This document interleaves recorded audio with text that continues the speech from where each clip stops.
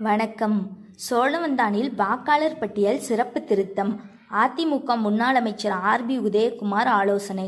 மதுரை மாவட்டம் சோழவந்தான் பகுதியில் இந்திய தேர்தல் ஆணையத்தால் அறிவிக்கப்பட்ட எஸ்ஐஆர் வாக்காளர் பட்டியல் சிறப்பு திருத்த பணிகள் தீவிரமாக நடைபெற்று வருகின்றன.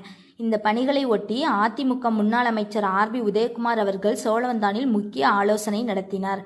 இந்த ஆலோசனை கூட்டத்தில் அதிமுகவின் வாக்குச்சாவடி பாக முகவர்கள் மற்றும் வாக்காளர் பட்டியல் திருத்த அதிகாரிகள் கலந்து கொண்டனர்.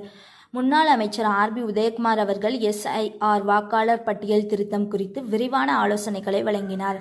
இந்திய தேர்தல் ஆணையத்தால் அங்கீகரிக்கப்பட்ட பாக முகவர்களுக்கு வாக்காளர் பட்டியலில் திருத்தங்கள் மேற்கொள்வது, புதிய வாக்காளர்களை சேர்ப்பது, நீக்குவது மற்றும் முகவரி மாற்றம் செய்வது உள்ளிட்ட பணிகள் குறித்தும் பல்வேறு ஆலோசனைகளையும் வழிகாட்டுதல்களையும் அவர் வழங்கினார்.